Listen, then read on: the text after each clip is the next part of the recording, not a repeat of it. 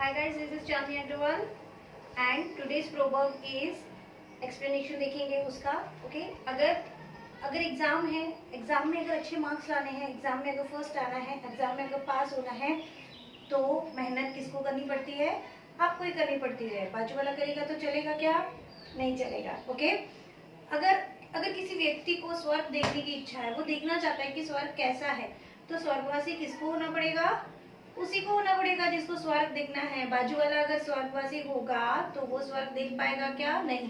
इसका मतलब है कि मरे बगैर स्वर्ग नहीं दिखता है, मतलब कि मेहनत करे बगैर उसका फल नहीं मिलता है. Okay, so in English the explanation, the proverb is if you want things well done then do it yourself. Okay, अगर आप चाहते हो कि सब चीजें सही हो, आपके हिसाब से हो, तो आपको ही करनी पड़ेगी. ओके, नाउ एक और राइटिंग स्किल का इम्पॉर्टेंट टॉपिक. ओके, इसको बहुत ही ध्यान से समझ लेना है because it is a compulsory question. Okay, बात करेंगे क्वेश्चन नंबर 7. ओके, उसके हिसाब से, पेपर के हिसाब से क्वेश्चन नंबर 7 है, पर बीसीआर के पेपर के हिसाब से ये क्वेश्चन नंबर 1 होता है. ओके, कंपल्सरी क्वेश्चन जो कि कॉम्प्रिहेंसिव पैसेज के साथ आता है, that is note making.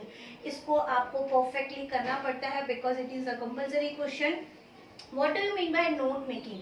Note making यानी किसी भी चीज का नोट लेना. ओके, अब किस किस चीज का हम नोट लेते हैं?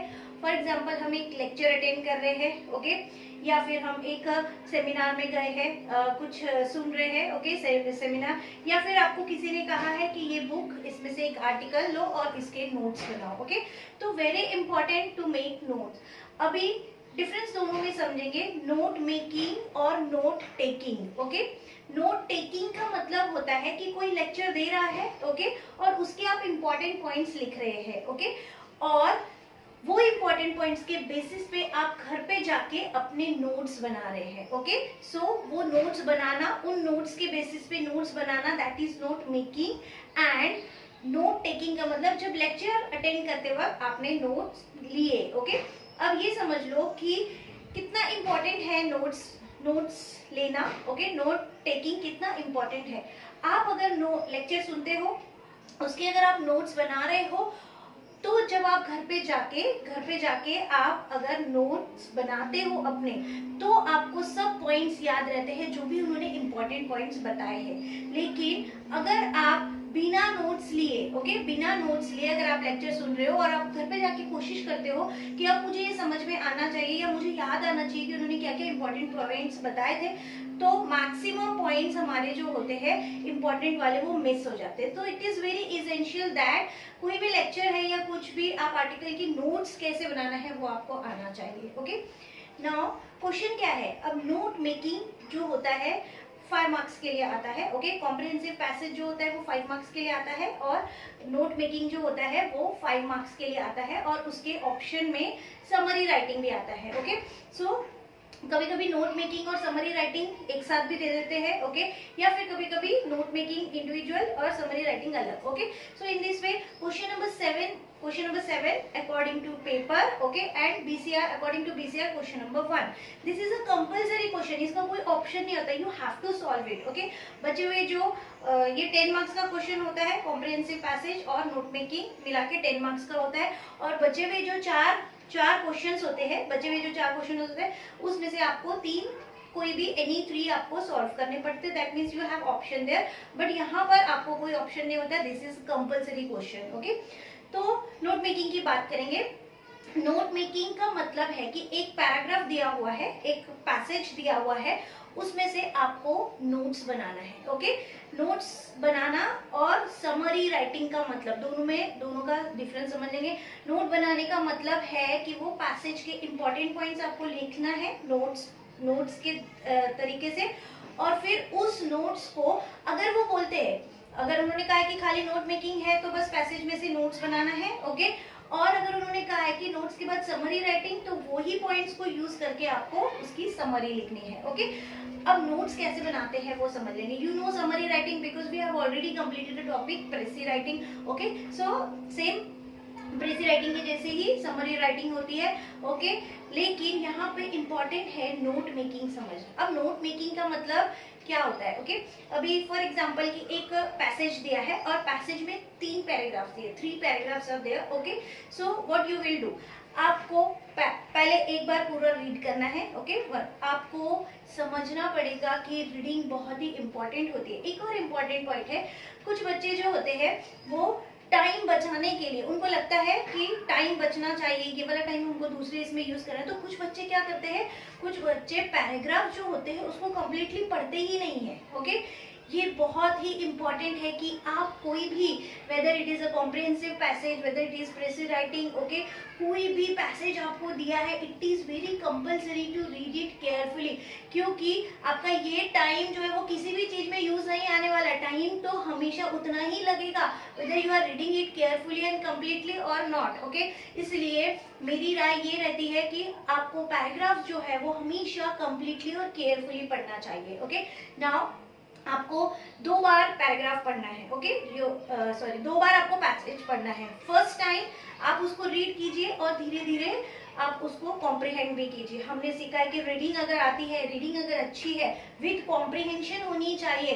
फर्स्ट टाइम रीड करते वक्त ही आपको मैक्सिमम चीजें उसमें से समझ में आ जानी चाहिए, अपने आप को उसमें नहीं डालना है। थीम ऑथर की आपको सोचना है, वो किस वजह से लिखा है उसने ये पैराग्राफ और वो क्या बताना चाहता है, किस टाइप की इंफॉर्मेशन देना चाहता है, ये आपको फर्स्ट रीडिंग में समझ में आना चाहिए। अब सेकेंड रीडिंग जब आप करते हो, रीड अगेन, ओके, पैराग्राफ को दोबारा पढ़ना है, और जब आप पैराग्राफ को सेकेंड टाइम पढ़ते हो then you have to make the notes. अब नोट्स की बात करेंगे, नोट्स कैसे बनेगी। ओके, अभी फॉर एग्जाम्पल की पैसेज में 3 पैराग्राफ्स है। ओके, तो आपको नोट मेकिंग में आपको तीनों पैराग्राफ्स अलग अलग पढ़ के उसकी नोट्स बनानी है। Okay, got it. हम एग्जांपल देखेंगे।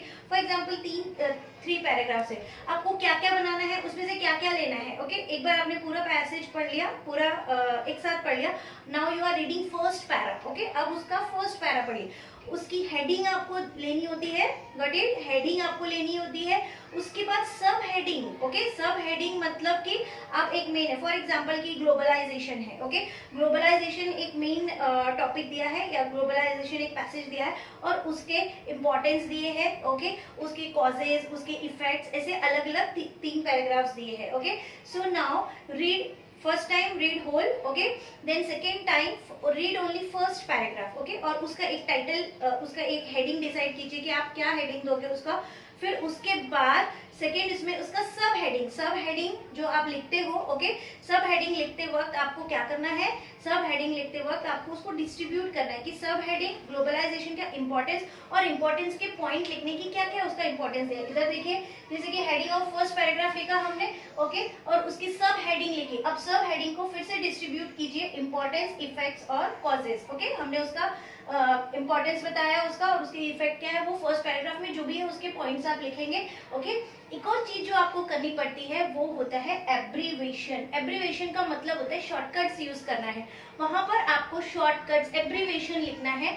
एब्रीवेशन लिखते वक्त आपको उसको एग्जैक्टली बताना है कि ये एब्रीवेशन जो मैंने लिखा है इसका कंप्लीट वर्ड क्या है। ओके, जैसे फॉर एग्जांपल B/W लिखा है, तो आपको B/W का मीनिंग वहां पे बताना है कि उसका मतलब होता है बिटवीन। ओके, कभी कभी ऐसा होता है कि हम उसको मिसअंडरस्टूड करते हैं, बाद में हमको ही नहीं समझ में आता है कि ये किस चीज का लिखा हुआ था। इसलिए आपको क्या करना है, एब्रीवेशंस लिखते वक्त उसका शॉर्ट फॉर्म एब्रीवेशन और उसका लॉन्ग फॉर्म में लिखिए कि क्या होता है। ओके, अब ये हो गया first paragraph. In the same way second paragraph, अब सेकंड पैराग्राफ आपने लिखा, उसकी हेडिंग डाली, उसकी सब हेडिंग डाली, उसको डिस्ट्रीब्यूट किया, जो भी पैराग्राफ में लिखा है पॉइंट्स इन दिस वे, और उसकी एब्रीविएशंस यहाँ पे लिखे विद उसका लॉन्ग फॉर्म। ओके, अब इसका मतलब क्या हुआ, 3।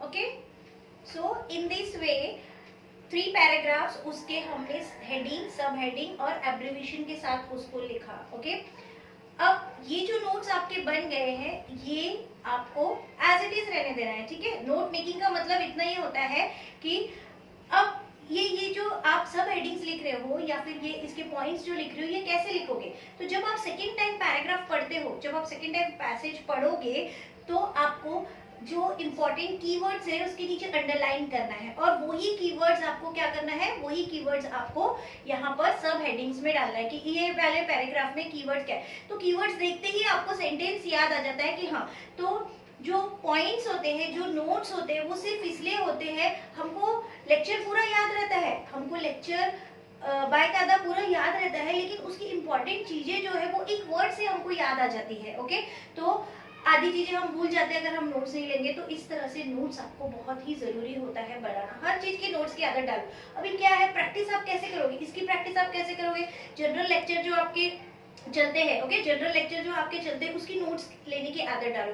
अभी जैसे ऑनलाइन चल रहा है तो उसकी ऑनलाइन में भी जैसे आप कोई लेक्चर सुन रहे हो उसकी नोट्स आप लिख लो, उसके पॉइंट्स, इंपॉर्टेंट पॉइंट्स लिख लो। इससे क्या होगा, इससे आपको, ये तो बीसीआर में है ना, नोट्स तो हम किसी भी चीज के लेते हैं, ओके, तो आपको क्या होगा, इससे प्रैक्टिस हो जाएगी नोट टेकिंग और नोट मेकिंग की भी। ठीक है, समझ में आ रहा है, तो ये बहुत ही इंपॉर्टेंट है। अब हमने इस तरह से हमने क्या किया, उसका फॉर्मेट बहुत ही जरूरी है। मैं आपको फिर से बताती हूँ कि राइटिंग स्किल के जो मार्क्स होते हैं वो 14 to 16 मार्क्स है, और ये सबसे बड़ा एक पार्ट है जिसमें आपको सबसे ज्यादा मार्क्स कवर होते हैं।